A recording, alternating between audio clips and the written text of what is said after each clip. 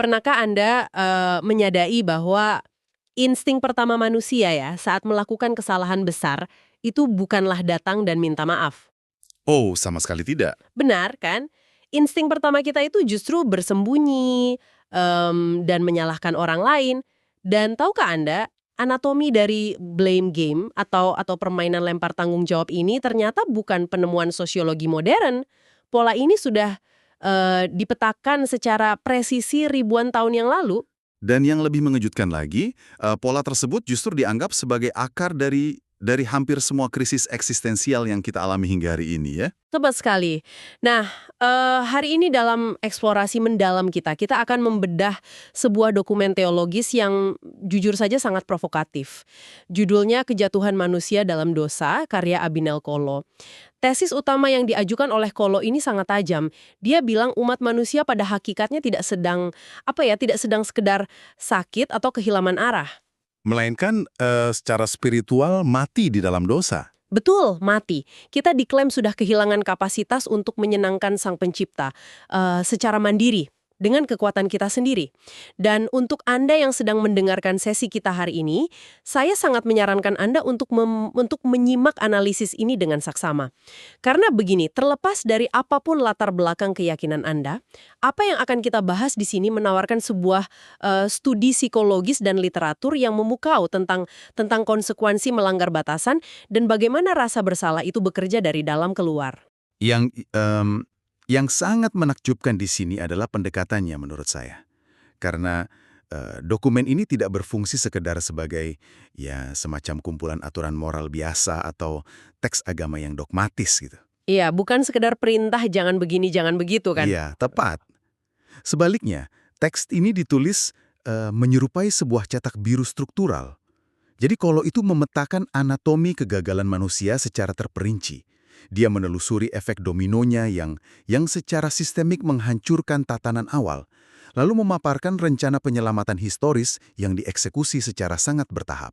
Wah, ini seperti analisis sistem mengenai bagaimana sebuah ciptaan yang awalnya sempurna bisa mengalami malfungsi total ya. Betul sekali. Malfungsi total yang sangat terstruktur. Oke, jadi sebelum kita melangkah untuk memahami kehancuran sistemik tersebut, logikanya kan kita harus kembali ke tempat kejadian perkaranya dulu nih. Tentu. Kita perlu membedah bagaimana semuanya bermula dan siapa saja sih aktor yang ada di sana saat malapetaka itu terjadi. Mari kita bongkar anatomi awal kejatuhan ini. Baik. Berdasarkan analisis di dalam dokumen sumber kita, kejatuhan manusia itu sama sekali bukan peristiwa tunggal. Bukan sekedar seseorang yang tidak sengaja tersandung gitu. Ah, bukan kebetulan semata. Bukan. Ini adalah hasil akhir dari interaksi kompleks 4 entitas utama. Jadi aktor pertama di tempat kejadian itu adalah Lucifer. Kolo mendeskripsikannya menggunakan gelar awal bintang timur atau putra fajar. Nama yang sangat indah sebenarnya ya. Sangat indah. Pada mulanya, ia adalah malaikat suci dengan kedudukan yang sangat tinggi. Namun, ambisi menjadi titik keruntuhannya. Ia memicu sebuah pemberontakan karena satu tujuan spesifik, yaitu ingin menjadi sama atau sederajat dengan Allah. Nah, pemberontakan kosmis inilah yang pada akhirnya mengubah esensinya menjadi setan, sang musuh. Tunggu. Berarti bahkan sebelum manusia pertama membuat keputusan apapun, alam semesta ini sudah memiliki semacam faksi pemberontak. Betul sekali. Jadi sudah ada preseden tentang otoritas yang dilawan ya? Iya, sudah ada konflik di tingkat kosmis. Dan entitas kedua yang terlibat langsung di bumi adalah ular. Nah, disinilah Kolo memberikan klarifikasi yang sangat penting. Oke, apa itu? Ular di sini tidak secara harfiah merujuk pada wujud asli setan, melainkan digambarkan sebagai binatang yang paling cerdik dari semua ciptaan. Karena kecerdikannya itu, ia diperalat menjadi sebuah medium operasional pengantara yang sangat licik untuk menyusup tanpa dicurigai. Ah, jadi ular itu ibarat perangkat yang dibajak gitu ya? Tepat. Entitas ketiga adalah Hawa, manusia kedua yang diciptakan dengan peran sebagai penolong. Ia digambarkan terpedaya oleh manipulasi logika dan putar balik instruksi yang dilakukan Lucifer melalui perantara ular tadi. Dan yang terakhir, tentu saja aktor keempat adalah Adam, sang manusia pertama. Nah, mari kita urai dinamika ini perlahan-lahan. Saat saya membaca bagian ini dari ringkasan Anda, keseluruhan skenario ini terasa entah kenapa ya, terasa persis seperti plot film heist. Film perampokan. Iya, film perampokan klasik yang dirancang dengan sangat rapi tapi berujung petaka. Coba Anda perhatikan strukturnya. Kan setiap entitas punya peran spesifik. Kita punya sang dalang yang mengorkestrasi dari balik bayangan, yaitu Lucifer. Oke. Lalu, dia butuh alat atau instrumen operasional agar tidak terlihat langsung. Itu si ular. Kemudian ada target operasi, si korban manipulasi yang ditipu dengan permainan kata-kata, yaitu Hawa. Tapi bagi saya pribadi, kejutan terbesar dari plot ini justru ada pada peran aktor keempat ini. Peran Adam ya. Di titik kritis ini memang perannya sangat menonjol justru karena dia tampak tidak melakukan banyak hal. Tepat, itu dia poinnya. Adam ini kan manusia pertama yang berinteraksi langsung dengan Sang Pencipta. Dia yang menerima mandat, menerima otoritas, dan tahu aturan mainnya. Dia tahu persis mana buah yang terlarang itu. Betul. Tapi dokumen ini secara spesifik menyoroti bahwa ketika buah itu disodorkan kepadanya, dia menerima dan memakannya, ini kutipan langsung ya, tanpa bantahan dan penolakan. Tunggu dulu, saya harus mempertanyakan ini. Silahkan. Bukankah itu sekadar kepasifan? Maksud saya, kenapa sikap diam dan menerima begitu saja dianggap sebagai pelanggaran yang setara atau mungkin lebih fatal daripada orang yang aktif merencanakan pemberontakan? Nah, itulah pertanyaan kuncinya. Dan disitulah letak kedalaman psikologis dari peristiwa ini. Kolo berargumen bahwa ketika seseorang memegang otoritas penuh dan mengetahui kebenaran absolut, kepasifan itu bukanlah sekedar kelalaian ringan. Jadi bukan cuma alpa biasa? Bukan. Di hadapan otoritas yang lebih tinggi, kelalaian untuk bertindak dan mempertahankan kebenaran itu adalah bentuk pemberontakan aktif. Adam tidak digambarkan berdebat dengan ular. Dia tidak mengintervensi saat Hawa dimanipulasi di depan matanya. Dia hanya menyerah pada situasi dan mengikutinya. Wow. Dan analisis dokumen ini sangat jelas. Kepasifan di momen krusial inilah yang pada akhirnya benar-benar menarik pelatuk keruntuhan umat manusia. Kepasifan sebagai bentuk pemberontakan tertinggi. Itu konsep yang luar biasa berat. Nah, jadi pelatuknya telah ditarik ya. Sekarang, mari kita beralih melihat ledakannya. Logikanya kan begini. Jika yang dilanggar hanyalah larangan memakan buah, hukumannya mungkin sekedar teguran. Tapi apa yang dipaparkan Kolo di sini sama sekali bukan sentilan di jari kan? Jauh dari itu. Pelanggaran tersebut memicu apa yang digambarkan sebagai keruntuhan sistemik yang komprehensif. Dan keruntuhan ini terbagi ke dalam 3 lapis kutukan. 3 lapis. Oke, mari kita bedah lapis pertamanya. Lapis pertama adalah dampak spiritual atau relasional. Hubungan simbiotis antara manusia dan penciptanya seketika terputus. Manusia secara otomatis menjadi setru, mereka teralienasi, dan respons pertama mereka adalah bersembunyi dalam ketakutan. Oke, itu lapis pertama, putusnya koneksi. Terus apa lapis keduanya? Lapis kedua ini yang sangat masif, yaitu kutukan di bumi. Ini menyebar ke dalam 3 dimensi sekaligus, jasmani, rohani, dan sosial. Secara jasmani, tubuh fisik mulai mengalami penderitaan. Wanita akan mengalami rasa sakit luar biasa saat bersalin. Bagi laki-laki, pekerjaan yang tadinya merupakan mandat yang mulia berubah menjadi kutukan. Manusia harus memeras keringat secara menyakitkan karena bumi kini menumbuhkan semak belukar dan duri. Dan pada akhirnya, tubuh fisik itu akan mengalami kematian dan kembali menjadi debu. Terus yang sosial? Secara sosial, muncul permusuhan antar sesama manusia dan juga dengan lingkungan alam, seperti konflik permanen dengan ular. Tunggu, sebentar. Saya harus menyala di sini. Kenapa lingkungan alam ikut dihukum? Maksudnya? Ya, manusia yang membuat kesalahan moral, manusia yang melanggar aturan. Kenapa tanah tiba-tiba menumbuhkan semak duri? Dan bumi menjadi tempat yang bermusuhan. Itu terasa sangat tidak proporsional bagi saya. Bagaimana dokumen tersebut menjustifikasi bumi yang harus menanggung akibatnya? Itu poin yang sangat kritis. Dan banyak orang mempertanyakan hal yang sama. Jawabannya terletak pada konsep mandat atau dominasi awal yang diberikan kepada manusia. Manusia pertama diciptakan tidak hanya sebagai penghuni, tetapi sebagai wakil, pengelola, atau Atau kalau istilah modernnya semacam CEO dari bumi gitu ya. Nah, tepat sekali, semacam CEO. Dalam sebuah struktur hierarki yang saling terhubung, ketika sang pengelola tertinggi jatuh atau mengalami korupsi sistemik, seluruh wilayah yang berada di bawah otoritasnya otomatis ikut terdampak. Kerusakan ekologis dan lingkungan yang memusuhi manusia itu hanyalah cerminan dari otoritas manusia yang sudah kehilangan pijakan spiritualnya. Jadi, kutukan pada bumi adalah konsekuensi langsung dari putusnya hubungan sang pengelola dengan sumber kehidupannya. Masuk akal, masuk akal. Ini kan seperti sebuah perusahaan raksasa yang hancur berkeping-keping karena CEO-nya terjerat skandal fundamental. Semua karyawan di bawahnya, aset-asetnya otomatis ikut menanggung akibatnya kan? Persis seperti itu perumpamaannya. Lalu bagaimana dengan dimensi ketiga dari lapis kedua ini yang Anda sebut sebagai dimensi rohani dan psikologis tadi? Nah, dimensi psikologis inilah yang barangkali paling relevan bagi pendengar kita hari ini. Penulis mencatat bahwa kejatuhan itu secara instan memunculkan rasa takut, kebiasaan saling menuduh, lalu ada rasa malu yang sangat mendalam, rendah diri, kecemasan eksistensial, pertentangan di dalam batin, dan ada satu frasa yang sangat menarik yang digunakan penulis. Apa frasanya? Keletih lusuan batin. Keletih lusuan batin? Ya, dan ini semua berpuncak pada lapis kutukan ketiga yang paling absolut, yaitu ancaman hukuman kekal. Artinya, keterpisahan selamanya dari sumber kehidupan di dalam lautan api. Oke, mari kita hentikan sejenak elemen teologis tentang hukuman kekal, itu ya. Karena saya ingin menyoroti frasa yang baru saja Anda sebutkan tadi. Keletihan lesuan batin. Ini adalah bagian yang sangat memukau bagi saya. Silakan, bagaimana Anda melihatnya? Coba kita lihat, ini murni dari kacamata psikologi dan gaya hidup modern kita.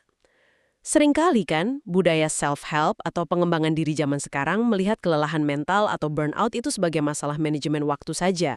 Oh, Anda hanya kurang tidur, atau Anda butuh liburan ke Bali, atau Anda harus mengatur work-life balance yang lebih baik. Betul, solusi permukaan ya. Iya, solusi permukaan.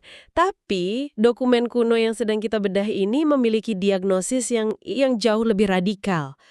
Kolo berargumen bahwa kecemasan, pertikaian sosial, dan burnout yang menguras jiwa kita itu bukanlah penyakit utamanya. Semua itu hanyalah gejala. Gejala dari satu penyakit fundamental, Iya. penyakit kematian spiritual. Anda letih secara batin karena sistem internal Anda itu terputus dari power source atau sumber daya aslinya.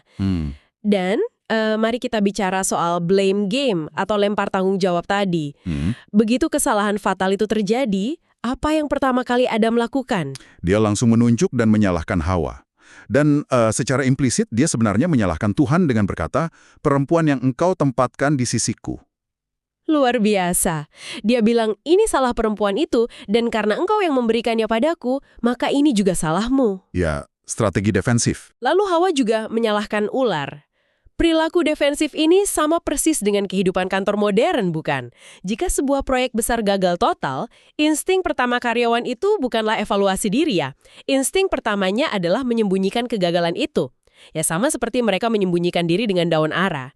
Dan ketika dikonfrontasi oleh bos, jawabannya adalah, oh Departemen Keuangan yang memotong anggaran kami, atau kliennya yang tidak jelas permintaannya. Anatomi rasa malu dan penolakan tanggung jawab ini ternyata sudah hardwired atau tertanam sangat kuat di dalam sistem yang rusak tersebut. Penilaian Anda sangat akurat. Dan karena sistem tersebut sudah rusak dari dalam, atau korup ya bahasanya, kemanusiaan digambarkan berada pada titik nadir, mereka ini benar-benar lumpuh secara spiritual. Oleh karena itu, Kolo menegaskan satu hal yang sangat penting di sini. Apa itu? Manusia tidak memiliki daya apapun untuk memperbaiki sistemnya sendiri. Tidak ada usaha moral yang cukup untuk menjembatani keterputusan relasional itu. Usaha manusia ibarat menambal bendungan bocor dengan plester luka. Jadi kemanusiaan ini ibarat mesin yang sudah rusak total dan tidak bisa memperbaiki dirinya sendiri ya. Secara logika nih sebagai sang pencipta, apa yang Anda lakukan terhadap mesin yang sudah merusak dirinya secara internal dan permanen? Apakah Anda menghancurkannya dan mulai dari awal? Bagaimana dokumen ini merespons jalan buntu kosmis tersebut? Disinilah letak pergeseran narasi yang paling dramatis dalam karya Kolo. Dari sebuah investigasi tentang kejatuhan, dokumen ini berubah bentuk menjadi semacam cetak biru operasi penyelamatan terbesar dalam sejarah. Operasi penyelamatan? Ya, respons awal Sang Pencipta secara menejutkan bukanlah membumi hanguskan tempat kejadian perkara. Tindakan pertamanya justru turun, berjalan di taman itu, dan mencari manusia yang sedang bersembunyi. Untuk menutupi ketelanjangan dan rasa malu mereka, yang sebelumnya hanya ditutupi daun ara, Sang Pencipta mengorbankan binatang, menumpahkan darah, dan membuatkan pakaian dari kulit untuk mereka. Ini sebuah kontras yang tajam sekali. Manusia lari karena malu, tapi otoritas yang baru saja mereka langgar justru mengambil inisiatif untuk menyediakan penutup rasa malu tersebut. Benar. Namun tindakan ilahi selanjutnya ini seringkali disalahpahami oleh pembaca awam. Bagian mana itu? Narasi menyebutkan bahwa manusia kemudian diusir dari Taman Eden dan akses mereka menuju pohon kehidupan diblokir sepenuhnya. Tujuan spesifik dari pengusiran ini adalah agar mereka tidak mengulurkan tangan, mengambil buah kehidupan tersebut, dan ini poin kuncinya, hidup selamanya di dalam kondisi berdosa. Nah, saya saya punya analogi yang menurut saya jauh lebih masuk akal untuk menjelaskan hal itu, alih-alih melihatnya sekedar sebagai luapan kemarahan Tuhan. Oh, menarik. Silakan. Secara tradisional kan, orang membaca cerita pengusiran ini dan langsung berpikir Tuhan sedang marah besar. Kalian melanggar aturan saya, sekarang keluar dari rumahku. Tapi setelah mendengar penjabaran Anda, ini terasa sangat mirip dengan cara seorang ahli keamanan siber menangani sistem komputer yang baru saja terkena malware atau virus perusak. Tolong jelaskan lebih jauh analogi tersebut, ini sangat relevan. Oke, jadi bayangkan umat manusia ini adalah sebuah file data yang sangat berharga di komputer. Sayangnya, file ini baru saja terinfeksi virus mematikan yang kita sebut dosa, yang langsung merusak kode dasarnya secara total. Nah, pohon kehidupan di Taman Eden itu berfungsi seperti tombol Save to Cloud yang bersifat permanen. Menyimpan data selamanya. Betul, jika Sang Pencipta membiarkan manusia yang sudah terinfeksi malware ini menekan tombol save di pohon kehidupan, maka kerusakan itu akan tersimpan secara kekal. Mereka akan menjadi entitas yang abadi dalam penderitaan dan kejahatan. Nggak bisa disembuhkan lagi. Masuk akal. Kehidupan ini bukan sekedar ledakan amarah. Ini adalah cara Tuhan segera memasukkan umat manusia ke dalam folder karantina. Tuhan memblokir keabadian sementara waktu mencegah kerusakan itu menjadi permanent error, supaya di kemudian hari, sistem operasi umat manusia ini bisa dibersihkan, diformat ulang, dan diselamatkan. Wah, analogi keamanan siber itu menangkap esensi teologisnya dengan sangat presisi. Jika kita menghubungkan ini dengan gambaran besarnya, karantina tersebut bukanlah kebencian buta, melainkan sebuah tindakan pencegahan yang lahir dari belas kasih. Mengapa kita tahu itu belas kasih? Mengapa? Karena tepat setelah pintu karantina itu ditutup, sebuah lini masa panjang dari rencana penebusan mulai bergulir. Lini masa ini, tunggu, apakah kita berbicara tentang proses beberapa generasi saja? Atau lebih lama? Kita berbicara tentang rentang ribuan tahun. Kolo menjabarkan tahapan evolusi dari janji penyelamatan ini secara mendetar. Dimulai dari janji purba di taman itu bahwa akan ada keturunan yang meremukan kepala sang ular. Lalu, melewati berabad-abad, kita melihat pemilihan Nuh untuk menyelamatkan umat manusia dari kepunahan total akibat kebobrokan moral. Oke, lalu setelah Nuh? Dilanjutkan dengan pemilihan spesifik pada tokoh Abraham untuk membangun sebuah garis keturunan yang khusus. Dari sana, lahir bangsa Israel, yang kepadanya diberikan instrumen berupa hukum Taurat dan sistem pengorbanan ritual. Maaf, saya harus menghentikan Anda sebentar di sini. Kenapa harus selama itu? Maksud saya, jika Sang Pencipta, seperti analogi IT tadi, memiliki software antivirus pembersih untuk menyembuhkan sistem manusia, kenapa dia tidak langsung saja menyuntikkannya saat itu juga di taman? Mengapa harus membangun bangsa Israel, memberikan hukum-hukum rumit yang jumlahnya mungkin ratusan, dan menunggu sampai ribuan tahun? Itu sepertinya bukan rute operasional yang paling efisien ya? Pertanyaan yang sangat krusial. Dan jawabannya berhubungan erat dengan sifat dasar manusia. Dan kedalaman dari kerusakan itu sendiri. Anda harus ingat, Sang Pencipta tidak sedang berurusan dengan mesin tak bernyawa yang bisa diprogram ulang hanya dalam hitungan detik. Iya, manusia punya kehendak. Tepat. Ia sedang merehabilitasi makhluk yang memiliki kehendak bebas, makhluk yang ironisnya sama sekali tidak menyadari betapa sakitnya diri mereka akibat kematian spiritual tadi. Denial ya? Penyangkalan. Betul. Hukum Taurat, Sistem pengorbanan bangsa Israel dan sejarah ribuan tahun itu sebenarnya memiliki fungsi diagnostik. Jika Anda ingin menyelamatkan seseorang yang sakit parah, orang itu harus sadar terlebih dahulu bahwa ia butuh diselamatkan. Hmm, Rentetan sejarah dan kegagalan manusia memenuhi standar hukum Tuhan sepanjang ribuan tahun itu berfungsi sebagai cermin raksasa. Cermin yang memperlihatkan dengan telanjang bahwa sehebat apapun manusia berusaha, mereka tidak bisa mencapai standar kebenaran dengan usaha mereka sendiri. Sejarah panjang itu adalah masa persiapan edukasi spiritual untuk sebuah intervensi pamungkas. masuk akal, masuk akal. Anda kan tidak bisa memaksa mengoperasi pasien yang ngotot tidak percaya bahwa dirinya memiliki tumor ganas. Jadi, sejarah panjang itu adalah proses perlahan untuk memperlihatkan hasil ronsen kepada umat manusia. Lihat, kalian sakit. Lalu, bagaimana puncak dari operasi penyelamatan ini dieksekusi? Puncaknya, menurut Kolu, adalah momen di mana Sang Pencipta tidak lagi mengirimkan perantara, nabi, atau utusan. Penulis menggunakan istilah teologis, kedatangan oknum kedua Tritunggal.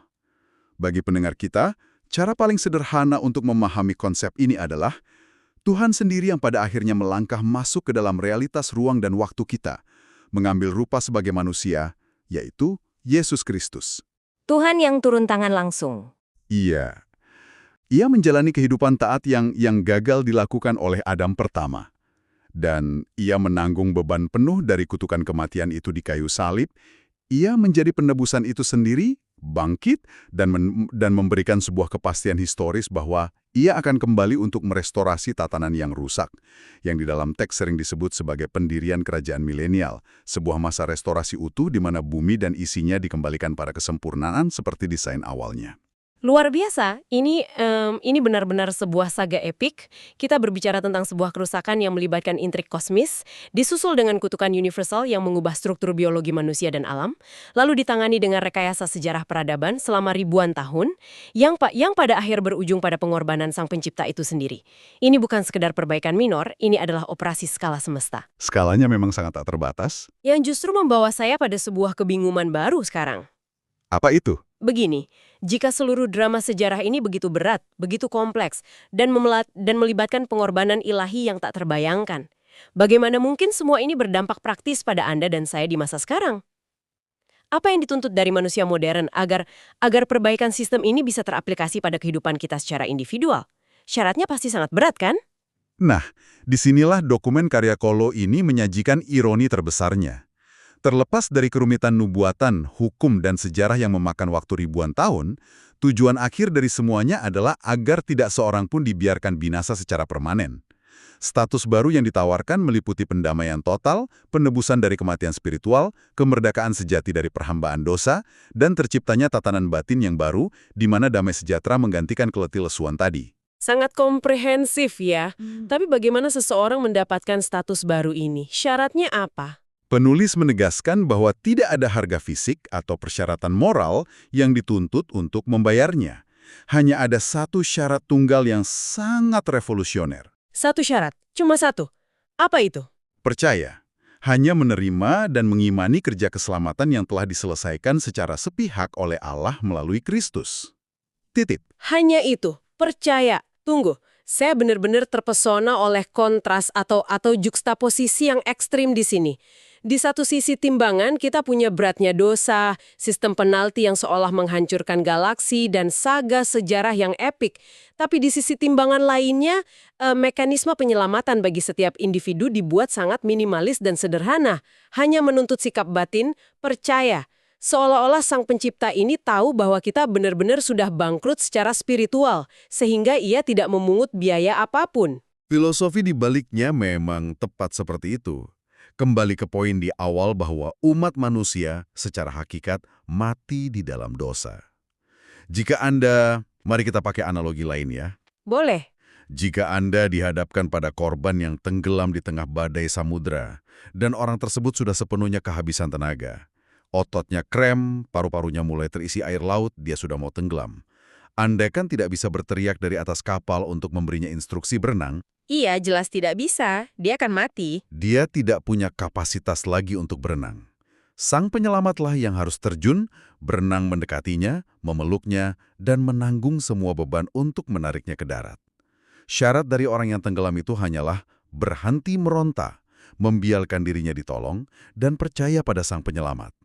Karena manusia tidak bisa melakukan bagian pekerjaannya, inisiatif dan eksekusi keselamatan harus datang 100% dari atas ke bawah. Wah, analogi orang tenggelam itu menggambarkan inti masalahnya dengan sangat sempurna. Peran kita hanyalah berhenti melawan arus dan menerima tangan yang terulur. Dan saya rasa itu adalah titik perhentian yang tepat untuk pembedahan dokumen kita hari ini. Setuju! Sebagai penutup untuk Anda yang menyimak sesi kita dari awal, analisis Abinel Kolo yang kita diskusikan hari ini membuka sebuah jendela diagnostik yang luar biasa tajam. Teks ini menawarkan cara pandang yang mendalam mengenai kelemahan bawaan kita, mengapa kita secara alami sangat cenderung pada kegagalan moral, dan mengapa dunia modern ini terasa begitu melelahkan secara batiniah. Namun, dokumen ini bukan sekedar catatan tentang kehancuran dan keputusasaan. Teks ini merupakan proklamasi mengenai besarnya inisiatif rekonsiliasi yang diorkestrasi oleh Sang Pencipta. Sebuah kisah tentang sistem rusak yang dibangun kembali bukan dengan tuntutan yang memberatkan, melainkan dengan belas kasih dan kasih karunia. Tidak bisa diungkapkan dengan lebih baik lagi. Dan sebelum kita berpisah, saya ingin menarik Anda, para pendengar, kembali pada satu adegan kuno di Taman Eden yang kita bahas tadi. Saat sepasang manusia pertama kali membuat kesalahan yang paling fatal, merusak aturan semesta, insting pertama mereka adalah memisahkan diri dari sumber kehidupan. Mereka berlari, mereka mencari perlindungan di balik rimbunnya pepohonan, dilumpuhkan oleh rasa malu yang memuaskan. Saya ingin Anda menginternalisasi visual ini sejenak. Di tengah ketakutan yang membuat mereka enggan bahkan untuk menatap langit, otoritas tertinggi yang baru saja mereka khianati itu tidak membalas dengan lemparan petir atau keheningan yang menghukum. Sebaliknya, ia memilih untuk berjalan mendekat, menyuarakan panggilan di tengah taman, mencari mereka secara langsung. Jadi dalam kehidupan Anda sendiri, saya ingin meninggalkan sebuah pemikiran untuk Anda renungkan malam ini. Saat Anda melakukan kesalahan besar, saat rasa bersalah mencekik leher Anda, dan rasa malu membuat insting Anda berteriak untuk menjauh, lari, dan mengisolasi diri dari orang-orang terdekat atau dari pencipta Anda, apakah Anda akan terus menyembunyikan diri di dalam kegelapan rasa malu Anda? Ataukah Anda bersedia menyadari bahwa mungkin saja, tepat di saat Anda merasa paling tidak layak, ada sebuah anugerah rekonsiliasi yang sedang secara aktif melangkah mencari Anda? Terima kasih telah menemani kami mengurai kompleksitas jiwa dan sejarah manusia di eksplorasi mendalam kali ini. Tetaplah memiliki rasa ingin tahu yang besar, dan sampai jumpa di sesi pembedahan kita berikutnya.